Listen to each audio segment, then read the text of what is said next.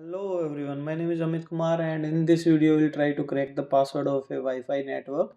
And let me tell you that I'm using my personal device for this attack and this video is for educational purpose, so don't try to simulate these things in the real world because you can create problems for you. First of all, you need to know that your Wi-Fi card supports monitor mode or not. For that you can go to my YouTube channel Amit Explains Tech and you can watch this video to know that your Wi-Fi card supports monitor mode or not.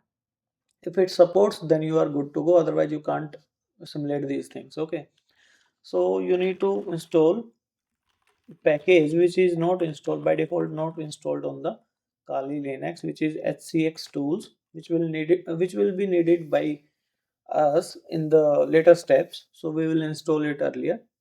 So we will use sudo wi-fi t wpa kill.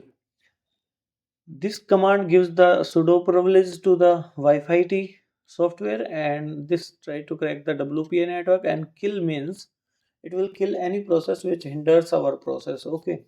So now we will try to run this. It will search for all the available network. So ours is Dev and it is connected with one device as well. So we will just press Ctrl C that our Wi-Fi network which we are going to attack is listed here. So we will enter the number of that Wi-Fi network, like it's number 2. So we'll enter 2 and now what it will does is it will just try to disconnect this device by sending the deauth messages. When this device will try to connect it again, this network again, then it will capture the handshake files. Okay, so we will just press enter, and if your device also show that PMKID capture, I will recommend you to press Ctrl C, then C and enter. Okay, now look over here, it just disconnected and connected the when device connected, it just captured the handshake file here, and now it is trying by default password which is in a list, so it will not find the password. So we will try to crack the password using hashcat. Okay, now if you will go to your directory, home directory, you will see that there is a directory called hs, and in this hs directory there will be a handshake file. Okay, as you can see here, now we will convert it to a format which is supported by the hashcat. So we will use a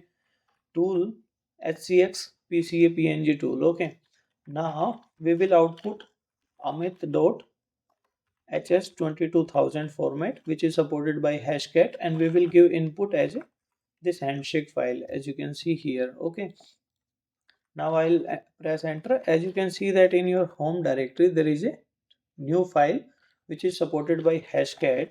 Now we will write hashcat. Now we will giving attack mode 3 which is brute force, and now we are here giving the mode is 22000 which is for the wireless. Now we will give our created file as the input, and now here we will give digit as the hint to the hashcat, like 8 times because our password is 8 digit, 3 3 and 2. Okay, so we are hinting that the hashcat that our password is 8 digit and every place is a digit. Now if we place enter, it will try to crack the password, so we will just wait for it, and it will try to, like, it will try to match every single password of 8 digit. Okay, so you can press enter to check the status as well.